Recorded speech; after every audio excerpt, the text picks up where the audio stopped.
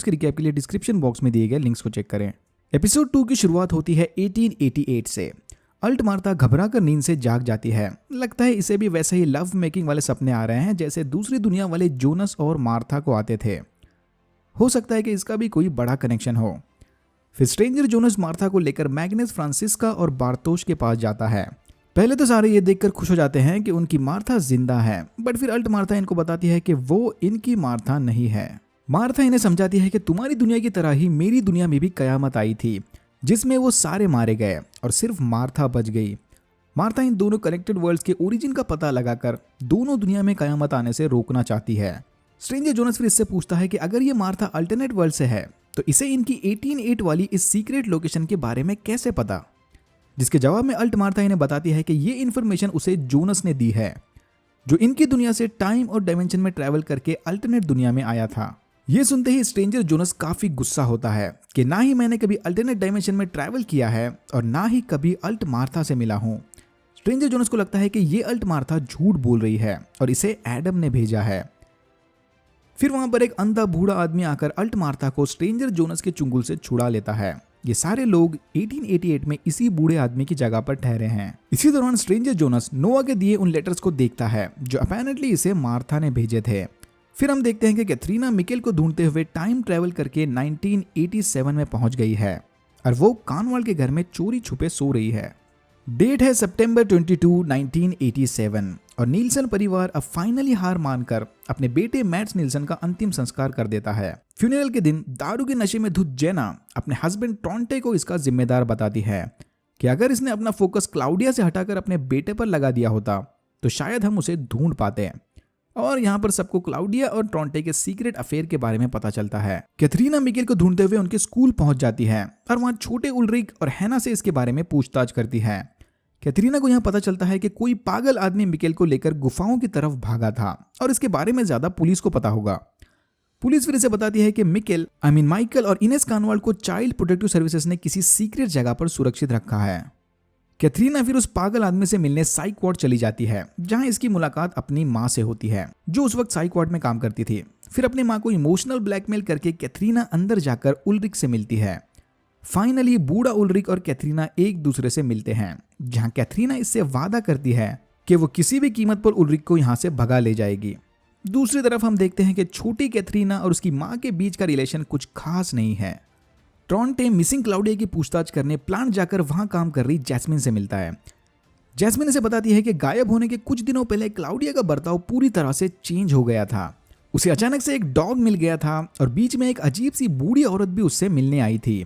Plant से वापस लौटते वक्त टॉन्टे रेजिना को लिफ्ट देता है जो अपने साथ क्लाउडिया के उस डॉग को लेकर बैठी होती है। टॉन्टे ये देखकर हैरान होता है कि ये डॉग बिल्कुल ग्रेचन जैसा दिखता है। घर पहुंचने पर जेना टॉन्टे को उसके और क्लाउडिया के बीच किसी एक को चुनने का ऑप्शन देती है। यहाँ जेना को यह भी शक होता है कि शायद रेजिना टॉन्टे और क्लाउडिया की नाजायज बेटी है क्योंकि क्लाउडिया ने कभी किसी को रेजिना के फादर के बारे में नहीं बताया था। उधर प्लांट में हमारे फटे होठ वाले भाई लोग ऑफिस की तलाशी ले रहे होते हैं कि तभी जैस्मिन आकर उन्हें रोक लेती है। इनमें से अडल बंदा जैस्मिन को बोलता है कि hell is empty and all the devils are here और फिर इसे मार देता है। भाई तुम्हारा प्रॉब्लम क्या है यार। 2020 कयामत के कुछ महीनों बाद पीटर और एलिजाबेथ पास में लगे मिलिट्री बेस में जाकर मुर्दा लोगों की लिस्ट में शार्लेट और फ्रांसिस्का का नाम ढूंढते हैं, बट नाम और फोटो ना मिलने पर वहां से चले जाते हैं। यहां हमें पता चलता है कि उस एपोक्लिप्स के बाद विंडन में मौजूद मैक्सिमम लोग मारे गए हैं। ये दोनों फिर एक एक करके सारे घरों की तलाशी लेने निकलते हैं। नोआ भी इनका पीछा करते करते वहां पहुंच जाता है और पीटर से वादा करता है कि वो इसके मरने के बाद एलिजाबेथ की पूरी हिफाजत करेगा।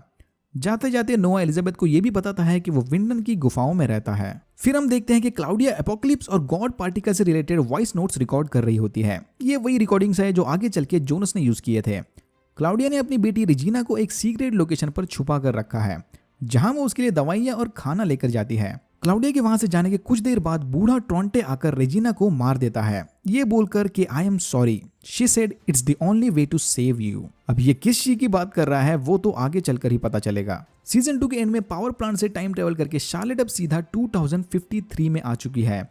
शार्लेट यहाँ पर बैठकर एलिजाबेथ और नोआ का फैमिली फोटो देख रही होती है और फिर इमोशनल होकर ये एलिजाबेथ को थोड़ा मोरल सपोर्ट देती है।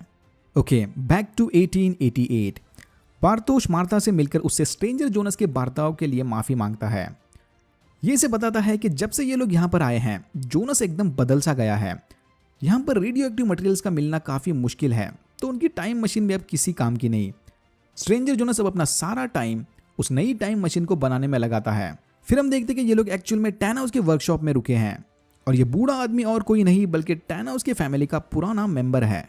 फिर ये बूढ़ा टैनहाउस स्ट्रेंजर जोनस को चेतावनी देता है कि उस लड़की यानी अल्ट मार्था के चक्कर में ना पड़े, अपने काम पर फोकस करना, हमें साथ मिलकर नया पैराडाइज बनाना है। सिगमुंडस क्रिएटस एस्ट। एक हिंट के एडम के सिगमुंडस के सीक्रेट ग्रुप की शुरुआत यहाँ से हुई थी। फिर बारतोश अल्ट मार्था को लेकर सिगमुंडस के सीक्रेट अड्डे पर जाता है जो इनिशियली टैनहाउस ने बनाया था। यहाँ बारतोश को एक शॉकिंग न्यूज पता चलती है कि जिस एडम ने उसकी मार्था को मारा था वो और कोई नहीं बल्कि बूढ़ा जोनस है। ओके, अब चलते हैं अल्टरनेट वर्ल्ड में। यहाँ बूढ़ी मार्था जोनस को दोनों वर्ल्ड्स की कनेक्टेड फैमिली ट्री दिखाकर बोलती है कि वो चाहे कुछ भी कर ले, कयामत का आना और सबका मरना तो तय है। इस विदाउट जोनस वाली अल्टरनेट दुनिया में कयामत अगले 3 दिनों में आएगी। इधर पहली बार हम उस दीवार पर लगी एडम और ईवा की पेंटिंग को देखते हैं और यहाँ होता है एपिसोड 2 खत्म। अगर आपको वीडियो पसंद आया तो please like, share and subscribe for more videos like this. मैंने ऐसे और भी वीडियोस बनाए जिनके लिंक्स आपको डिस्क्रिप्शन बॉक्स में मिल जाएंगे। Thank you very much for watching and I am hoping to see you in my next one.